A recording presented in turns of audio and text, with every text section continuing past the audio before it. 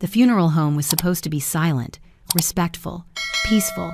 Instead, I watched my 7-year-old daughter stand up with blood dripping between her fingers, her small voice cutting through the heavy air like broken glass. "Uncle Mike, should I read what you made me promise not to tell?" Every head in that packed room turned. My brother Mike, standing beside my son's casket in his expensive black suit, went white as paper. The funeral director froze mid-step. My mother's hand flew to her mouth, and I sat there, paralyzed, as Piper held up a crumpled piece of paper stained red with her own blood. "My name is Verena, and 3 days ago, I lost my 12-year-old son Garrett. He drowned at our family's lake house during what was supposed to be a peaceful weekend gathering. My brother Mike had been watching him, or so he claimed. Now, standing in front of 200 relatives and friends, my daughter was about to destroy everything I thought I knew about that day. Garrett had autism.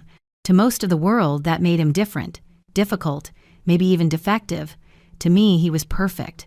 He could tell you the scientific name of every bird in our neighborhood, predict rain by the way the air felt, and gave the most honest hugs you'd ever receive. When he hugged you, he meant it with every cell in his body. Piper was his opposite in many ways. Where Garrett was quiet and internal, she was bold and explosive. Where he struggled with change, she embraced chaos. But they loved each other with the fierce loyalty only siblings can understand. She wore his handmade friendship bracelet today, the one with the uneven beads that he'd spent 6 hours threading because his hands didn't always cooperate. Mike had just finished telling everyone that maybe Garrett's death was a blessing, that we didn't need more broken children in the world. That my son, my beautiful, complicated, brave son, was better off dead. My parents, Frank and Dolly, had nodded along. My aunts and uncles murmured agreement. The rage in my chest was so hot I thought it might burn through my ribs. But Piper had beaten me to it. My baby girl. Standing there in her black dress that was suddenly too big for her small frame, her Mary Janes planted firmly on the funeral home's plush carpet, facing down a room full of adults who thought her brother's life had been worth less than theirs. "Garrett wasn't broken," she said, her voice gaining strength with each word. "He saved me from Uncle Mike, and I can prove it." The note in her hand shook, but her eyes stayed locked on Mike's face. I'd never seen my brother look afraid before. Not when he'd graduated top of his law school class. Not when he'd married Shonda in front of 500 guests. Not even when he'd called me 3 days ago to tell me Garrett had drowned. But he was afraid now. The blood from Piper's palm had started dripping onto the white carpet. She'd been gripping something inside that paper, something sharp enough to cut skin, something important enough to bleed for. The funeral director started moving toward her, but I finally found my voice. "Let her speak." Those 3 words changed everything. Mike stepped back from the casket. His wife Shonda grabbed their 3 children and pulled them closer. My father stood up, his face cycling through confusion, anger, and something that looked like dawning horror. "Verena, this is not the time," my mother Dolly whispered, but her voice wavered. She'd always known something was off about Mike. Mothers always know, even when they choose not to see. "When is the time, Mom?" I stood up, moving to stand beside Piper. "When we're burying another child? When Mike decides someone else doesn't deserve to live?" The room had become a pressure cooker. Relatives whispered frantically. Someone near the back started recording on their phone. The funeral director wrung his hands, clearly unprepared for this in all his years of managing grief. Piper unfolded the note, with careful precision, leaving bloody fingerprints on the edges. Inside, wrapped in Garrett's distinctive handwriting, was a small piece of metal. A button from Mike's jacket, the one with his law firm's distinctive eagle emblem, the one that had gone missing the day Garrett died. "My brother wrote this the morning he died," Piper announced. "He knew something bad would happen. He knew because Uncle Mike had tried before. Mike made one last attempt at control." She's traumatized, confused. Children make things up when they're grieving. But Piper, my warrior daughter, just smiled the saddest smile I'd ever seen on a 7-year-old face. "Garrett said you'd say that. That's why he told me to keep the button you lost when you held him under the water. He bit your hand and grabbed it while you were drowning him. He hid it in his pocket. He gave it to me before you took him to the lake that last time." The funeral home erupted into chaos, but all I could hear was the sound of my son's voice in my head. The last thing he'd said to me that morning, "Mom, If something happens to me, remember I was brave. Remember I protected her. Remember I'm not broken. I hadn't understood then. I understood now.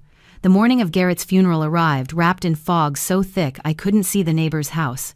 I stood in my bedroom at 6 a.m., already dressed, watching Piper sleep in my bed where she'd been staying since Garrett died. She'd refused to sleep in her own room, said it was too quiet without hearing Garrett's humming through the wall. He used to hum the same 3 notes over and over when he was happy, a sound that drove visitors crazy but had become the soundtrack of our home. "Mommy?" Piper's eyes fluttered open. "Do I have to wear the scratchy dress?" "Just for a few hours, baby." I sat on the bed's edge, smoothing her tangled hair. "Then we can come home and put on pajamas." Garrett hated scratchy clothes. Her bottom lip trembled. "Remember how he only wore those 4 dinosaur shirts?" I remembered. God, I remembered everything. The way he sorted his cereal by color before eating. How he watched the Weather Channel for exactly 43 minutes every morning. The way he discovered that Piper was afraid of thunderstorms before she ever told anyone and would crawl into her bed to sing the periodic table song until she fell asleep. My phone buzzed with a text from my mother, Dolly. "We're bringing the photo boards." Mike offered to speak. "He's prepared something special." Special. My brother Mike's version of special usually meant making sure everyone knew how successful his law firm was or how his children had won another academic trophy. He'd never understood Garrett. Never tried to. Last Christmas, when Garrett had a meltdown because the tree lights were a different color than the previous year, Mike had pulled me aside to suggest professional intervention and considering long-term care options. "He's 12, Mike," I'd told him. "Not a problem to be solved. Be realistic, Verena. What happens when he's 20, 30? You can't manage him forever." But I would have. I would have managed him forever if it meant hearing his detailed explanations about cloud formations one more time. The doorbell rang at 7:30. Mike stood on my porch with his wife Shonda and their 3 children, Michael Jr., 15 and headed to Harvard, Bethany, 13 and already a state champion in debate, and Cole, 10, and the star of his travel soccer team. Everything Mike believed children should be. "How are you holding up?" Shonda asked, air kissing my cheek while keeping her distance. She'd always acted like Garrett's autism might be contagious, keeping her kids from spending too much time with him. "We're managing." I watched Mike kneel beside Piper in the living room, whispering something that made her shoulders tense. "What are you telling her?" I started toward them. Mike stood smoothly. "Just reminding her that today will be hard, and sometimes when we're sad we might remember things wrong. It's important to focus on the good memories." Piper pressed herself against the wall, clutching something in her small fist. I should have noticed the way she wouldn't meet his eyes. Should have seen how Mike's children exchanged glances, how Bethany particularly seemed to shrink when her father touched her shoulder. The funeral home had been our grandfather's choice when he died 5 years ago, all mahogany and burgundy carpets, heavy with the smell of lilies and furniture polish. By 9:30, it was packed. My father Frank stood at the entrance, shaking hands and accepting condolences with the same businesslike efficiency he'd used running his hardware store for 40 years. "Terrible accident," he repeated to each person. "These things happen. God's plan." But it wasn't God's plan. God didn't plan for 12-year-old boys to drown in 3 feet of water while their uncle was supposedly watching them. God didn't plan for mothers to get calls that their son's body had been found floating by the dock, his weighted vest somehow removed, the one thing that helped him feel calm in water. I dressed Garrett in his favorite dinosaur shirt, the soft one with the triceratops that he'd worn until it was nearly transparent. The funeral director had suggested a suit, but I'd refused. Garrett had worn a suit exactly once, to my cousin's wedding, and had spent the entire reception hiding under the gift table, overwhelmed by the collar against his neck. The casket was open, which I'd fought against but lost. My mother insisted people needed to say goodbye properly, but that still, waxy figure wasn't my son. Garrett was movement and sound, constant motion even in sleep, fingers tapping out patterns only he understood. This stillness was wrong, was everything Garrett had never been. As relatives filled the pews, I heard the whispers starting, about how I'd handle Piper alone. Now, about how difficult the last 12 years must have been. about God's mercy in taking Garrett before he became unmanageable. Not one person whispered about how he'd taught himself to read at 3, hyper-focused on astronomy books until he could name every constellation. Not one mentioned his perfect pitch or his ability to remember every conversation he'd ever had word for word. They didn't whisper about his gentle hands rescuing beetles from sidewalks, or how he'd spent 6 months learning to braid so he could do Piper's hair when I was sick. They only whispered about what he couldn't do, never about what he could. The funeral service began with a hymn that Garrett would have hated. Too many voices singing off-key, the organ too loud, the acoustic chaos that used to make him cover his ears and rock in his seat. My Aunt Helen sang the loudest, her warbling soprano cutting through everything else, probably thinking she was honoring him. She'd never once lowered her voice when Garrett asked, never understood that her perfume made him physically sick, never grasped that her surprise hugs felt like attacks to his nervous system. Pastor Williams spoke about heaven and angels, about God calling his special children home, generic words that could have been about anyone. He'd met Garrett exactly twice, both times commenting afterward about what a handful he must be. I stared at a water stain on the ceiling, counting the edges to keep from screaming. Then Mike stood up. He walked to the podium with the confident stride of a man who'd never been told he was wrong. His black suit cost more than I made in a month at the library. His shoes clicked against the floor in a rhythm that Garrett would have found unsettling. Everything about Mike was calculated to project success, normalcy, the life he believed everyone should want. "Thank you all for coming," he began, his lawyer voice filling the space. "Today we gather to remember Garrett, my nephew, who faced challenges none of us can truly understand." My mother nodded, dabbing her eyes with a handkerchief. My father sat rigid, his hands folded, his expression unreadable. "Garrett was special," Mike continued, emphasizing the word in a way that drained it of warmth. "Different. He lived in a world we couldn't always reach, spoke a language we couldn't always understand. His mother, my sister Verena, showed extraordinary patience dealing with his daily needs, his outbursts, his limitations." Limitations. Garrett could calculate the distance between stars in his head. He knew the migration pattern of every bird species in North America. He'd memorized the entire bus system route map because Piper mentioned wanting to ride the city bus someday. But sure, let's talk about limitations. As many of you know, raising a child with autism is extremely challenging. The financial burden, the emotional toll, the sacrifice of a normal family life. Verena gave up her career, her social life, her future relationships, all to manage Garrett's needs. I hadn't given up anything. I'd chosen my son, chosen to see the world through his extraordinary lens, chosen to learn his language instead of forcing him to learn mine. But Mike was building to something. I could feel it in the way he gripped the podium edges. "Death is always tragic," he said, his voice dropping to what he probably thought was sympathetic. "But sometimes, God has a plan we don't understand." Garrett was never going to have a normal life, never going to have a job, a family, independence. The stark reality is that he would have become increasingly difficult to manage as he grew older and stronger. Murmurs rippled through the crowd, some of agreement, some of shock. I saw my cousin Janet nod slowly, remembering probably the Thanksgiving when Garrett had hidden under the table because someone had moved his designated plate. "What I'm saying," Mike continued, "and I know this is hard to hear, but perhaps it's good. He died young. We don't need more broken kids in this world who can't contribute, who'll never have normal lives, who burden their families for decades." The words hit like physical blows. Each one a nail in my chest. My beautiful boy, who'd spent hours teaching himself origami to make paper birds for the elderly residents at the nursing home where we volunteered, who'd noticed that Mrs.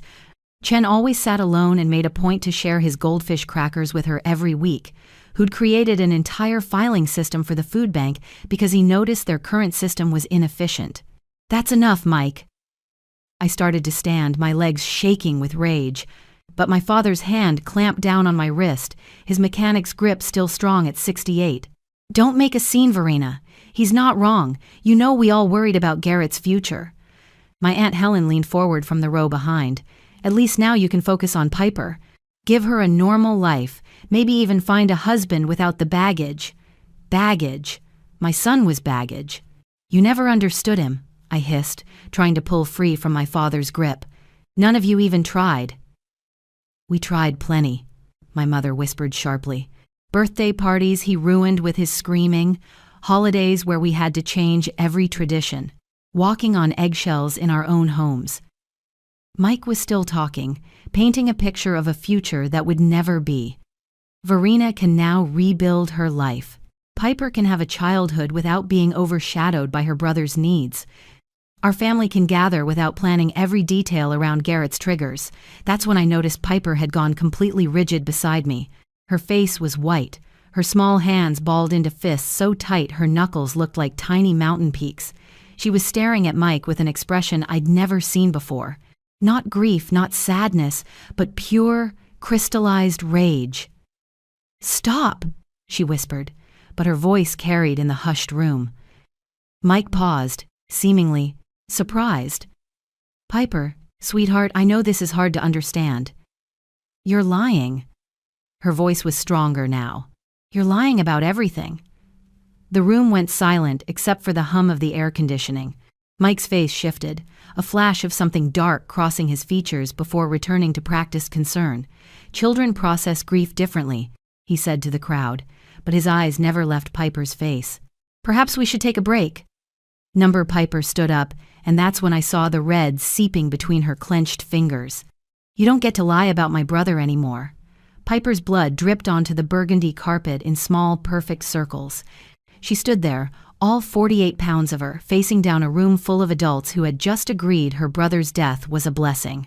Her Sunday dress, the one I'd ironed so carefully that morning, had a spreading red stain where she'd pressed her fist against her side. "Piper, sit down." Mike's voice had changed, dropped the false sympathy, and turned cold as winter concrete. "You're confused, sweetheart. Remember what we talked about this morning?" "I remember everything." Piper lifted her chin, and for a moment she looked exactly like Garrett when he'd decided something was worth fighting for. "You said if I told anyone about the lake, you'd make sure Mom lost me too.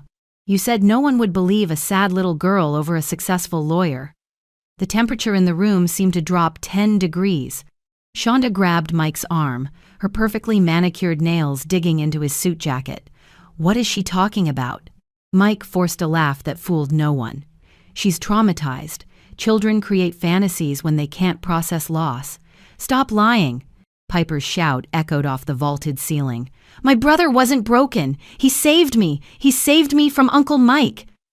I stood up so fast my father's grip couldn't stop me. The pieces were falling into place with sickening clarity. The way Garrett had begged not to go to the lake with Mike alone. How he'd tried to tell me something that morning but couldn't get the words out, just kept repeating, Piper safe, while pacing his room. "What did you do?" I moved toward Mike, but Pastor Williams stepped between us. "Let's all calm down," the pastor said, hands raised. "This is a place of worship." "This is a place of truth," Piper said, her voice steady now despite the tears streaming down her face. "And the truth is, Uncle Mike hurt Garrett because Garrett wouldn't let him hurt me." My mother stood up, her face pale. "Michael, what is this child saying?" "She's saying exactly what you think she's saying, Mom." The words came from an unexpected source. Bethany, Mike's 13-year-old daughter, stood up in her pew. "Dad's been doing things." Garrett saw him. That's why Dad made sure Garrett drowned. The funeral home erupted. Shonda screamed something at Mike that got lost in the chaos. My father released my wrist to lunge at Mike himself, 70 years of controlled emotion exploding at once. People were standing, shouting, phones appearing to record the unfolding disaster. But Piper wasn't done. She raised her bloody fist higher, the crumpled paper visible between her fingers. "Should I read what Garrett wrote? Should I read what you made me promise not to tell? The note about what really happened at the lake?" Mike tried to move toward her, but 3 of my cousins blocked his path. Marcus, who'd served 2 tours in Afghanistan, looked ready to take Mike apart piece by piece. "He's lying about the cabin," Piper continued, her child's voice cutting through the adult chaos. "He wasn't inside when Garrett drowned. He was in the water. Garrett has marks on his shoulders from Uncle Mike's hands. I saw them when Mom was getting him ready for the funeral. Finger marks, 10 of them." I had seen them. The funeral director had asked about them, and I'd assumed they were from someone trying to save him, but the pattern, it was wrong for rescue. The bruises were positioned to push down, not pull up. Garrett followed us into the woods, Piper said, each word deliberate and clear. Uncle Mike had been watching me all weekend, Garrett noticed. He always noticed things like that. Uncle Mike said he wanted to show me a special place, but Garrett knew something was wrong. My brilliant, observant son. He'd seen what none of us had wanted to see. He'd recognized a predator's patterns because patterns were his language, his way of understanding the world. When Uncle Mike put his hand over my mouth, Garrett hit him with a stick. Not just once. Over and over, screaming at me to run. He couldn't fight good because his body doesn't work like other people's, but he tried. He kept trying even when Uncle Mike dragged him to the lake. The image burned into my mind. My son, who struggled with coordination, who couldn't catch a ball or ride a bike, fighting a grown man to save his sister. His courage had nothing to do with physical ability and everything to do with love. I hid in the locked bathroom in the cabin, Piper continued. I heard them at the dock. Garrett was screaming my name, telling me to stay hidden, then the screaming stopped. When Uncle Mike came back, his clothes were all wet and he was missing a button from his jacket. He said if I ever told anyone, he'd make sure everyone knew I was a liar, just like my broken brother. She opened her fist then, revealing not just the blood-stained paper, but something else. A button with an eagle emblem, the kind found only on Mike's custom-made suits from his expensive Italian tailor. Garrett bit Uncle Mike's hand and tore this off while fighting, Piper said. He shoved it in his pocket even while drowning. When they brought him back to the cabin, when Uncle Mike was calling 911 and pretending to cry, I took it from Garrett's pocket. He was still wet, still cold, but his hand was closed around it so tight I had to pry his fingers open. The funeral home had gone silent except for the sound of Mike's ragged breathing. He stood trapped between the cousins who'd blocked him and the reality closing in from all sides. My brother died protecting me, Piper said, looking directly at Mike. He was more brave than anyone in this room. He was worth 1,000,000 of you. Piper carefully unfolded the blood-stained paper, her small fingers trembling but determined. The funeral home had become so quiet I could hear the fluorescent lights buzzing overhead. Mike's face had turned the color of old paper, his eyes darting between the exits and the men blocking them. My brother wrote this the morning he died, Piper announced, holding the note up. He gave it to me when Uncle Mike said they were going fishing. He made me promise to hide it unless something bad happened. She began to read in her clear, 7-year-old voice, but the words belonged to Garrett, each one carved into my heart. If something happens to me, Uncle Mike did it. He said Piper is pretty and when she's older he wants to make her his special friend like he tried with me. I said no and pushed him when he touched me wrong. He said broken kids like me shouldn't exist. He said he'd hurt Piper if I told. I'm scared. I love you, Mom. I love you, Piper. I'm not broken. Love, Garrett. The note shook in her hands as she continued with her own story. Garrett saw Uncle Mike following me to the woods path. He dropped his dinosaur book and ran after us. He hated the woods because they're too loud, too many birds and bugs and leaves, but he came anyway. My mother collapsed into her pew, her hand over her mouth. My father stood frozen, his face cycling through expressions I'd never seen before. Uncle Mike had his hand on my mouth, Piper continued, and his other hand was pulling at my dress. Garrett hit him with a big stick, right in the head. There was blood. Uncle Mike let go, and Garrett kept hitting him, screaming, "Run, Piper, run, Piper, run!" He'd never screamed that loud before. It hurt my ears, but I ran. Bethany suddenly spoke up again, her voice shaking. That's why Dad had that cut on his temple. He said he hit it on the boat, but boats don't leave scratches like stick marks. Mike lunged toward his daughter, but Marcus clotheslined him, sending him sprawling onto the funeral home floor. "Stay down," Marcus growled. "Or I'll make you stay down." Piper wasn't finished. I locked myself in the cabin bathroom. I heard them at the dock.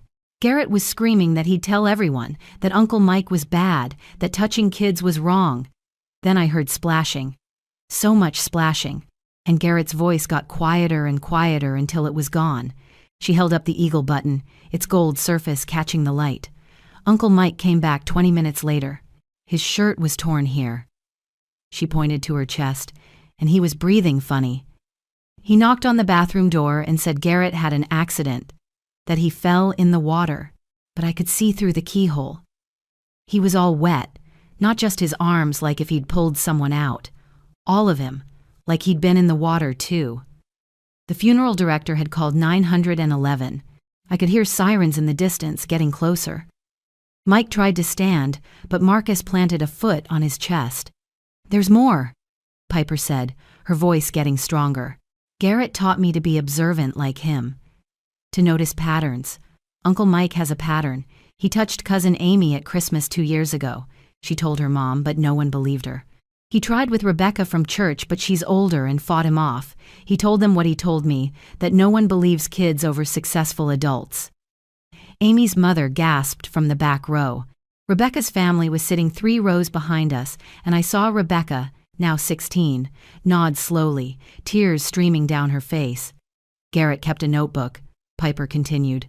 "He wrote down every time Uncle Mike did something wrong, every weird touch, every strange comment, every time he got us alone. It's hidden in his dinosaur collection box under his bed. He said if anything happened to him, I should show it to the police." Shonda had started sobbing, pulling her children away from Mike. "The sleepovers," she whispered. "All those times you volunteered to watch the kids. Oh God, our own children." Michael Jr., 15 and supposed to be Harvard-bound, spoke for the first time. "He never touched me, but he said things, showed me pictures, said it was normal, just guy stuff, but I should keep it between us." The police arrived then, 4 officers entering the funeral home with their hands on their weapons. Someone had briefed them on the situation because they went straight to Mike, hauling him to his feet. "Garrett fought for 12 minutes, Piper said, loud enough for everyone to hear. I timed it on the kitchen clock through the keyhole. 12 minutes of fighting in the water, even though swimming was hard for him. He fought until he couldn't anymore because he promised to protect me. My brother wasn't broken. He was a hero." As the police read Mike his rights, Piper walked to Garrett's casket. She placed the note inside, next to his hand, the one that had held that button even while drowning. "You did it," she whispered to him. "You saved me. You saved all of us." She then turned to face the room, blood still on her hand, tears on her cheeks, but standing taller than any 7-year-old should have to stand. "My brother was different, not broken. He saw things you all missed. He protected people you failed to protect. He was worth more than all of you who thought his death was a blessing. Remember that. Remember that the broken one wasn't him. It was all of you who couldn't see past different to find extraordinary." The police arrested Mike that day in front of everyone. He didn't fight or protest, just kept his head down as they led him past his sobbing wife and traumatized children. The investigation that followed revealed everything Piper had said was true, and more. The medical examiner found water in Garrett's lungs consistent with forced drowning.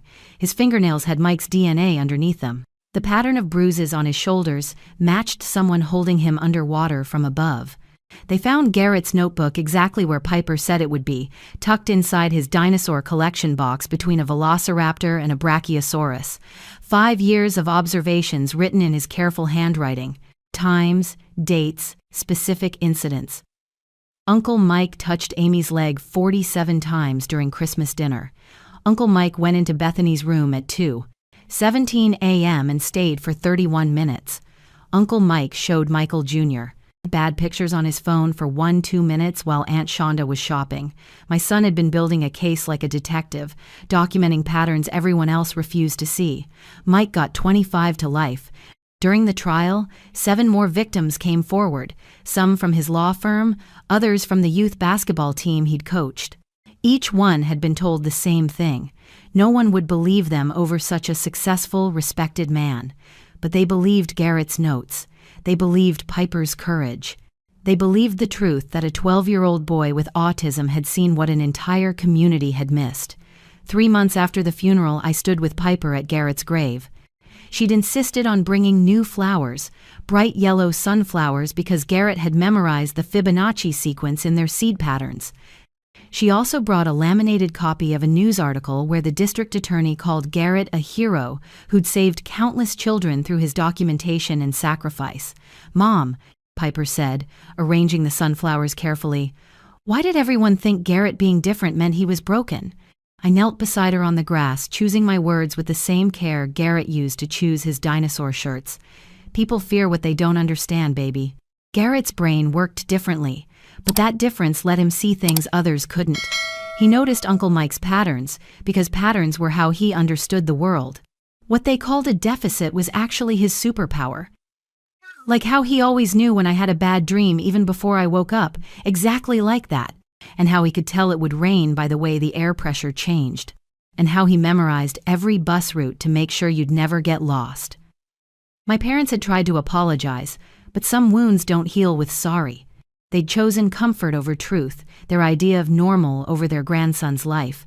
My mother still sent letters I didn't open. My father left voicemails I deleted. They'd believed Garrett was better off dead rather than different. There was no coming back from that. But something beautiful had grown from the horror. Piper started a journal like Garrett's, not to document crimes but to notice the unnoticed. She wrote about the kid who ate lunch alone, the teacher who seemed sad, the janitor who hummed the same song Garrett used to hum.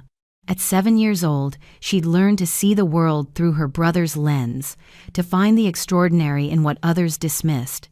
Garrett's story went viral after the trial, not as inspiration porn about a disabled child, but as a wake-up call about how society fails to protect and value different minds. 3 states passed Garrett's Law, requiring schools to take children's reports of abuse seriously, regardless of the child's developmental status. His notebook became a training tool for prosecutors, showing how detailed documentation from an unexpected source could build an airtight case. The lake house was sold. Mike's assets were liquidated for victim compensation. Shonda moved across the country with her children, all of whom entered therapy. Michael Jr. sent me a letter thanking Garrett for saving him and his siblings from worse trauma. He got into Harvard on his own merit, writing his entrance essay about how a cousin with autism taught him that heroes don't always look like what we expect. Rebecca, the girl from church Piper had mentioned, became an advocate for abuse survivors. She often said that Garrett's willingness to fight despite his physical limitations gave her the courage to speak despite her emotional ones.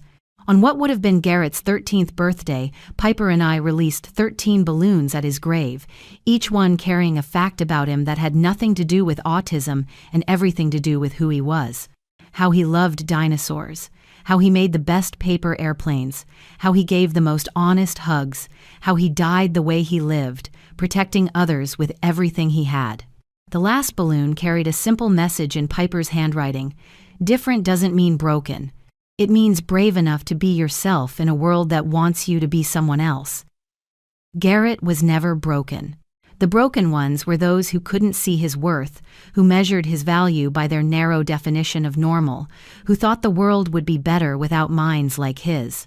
But Garrett saw what they couldn't. He saved who they wouldn't. He loved in ways they didn't understand.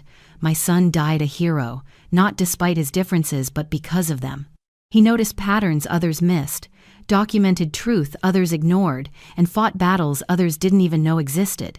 He saved his sister and countless other children with his observations, his courage, and his refusal to let different mean less than. The world needs more Garretts. Children who see differently, think differently, love differently, because sometimes it takes a different lens to see the dangers hiding in plain sight. Sometimes it takes someone who doesn't fit in to stand out when it matters most. Garrett taught us that broken isn't about how your brain works or how your body moves. Broken is seeing someone different and wishing they didn't exist. Broken is valuing normal over remarkable.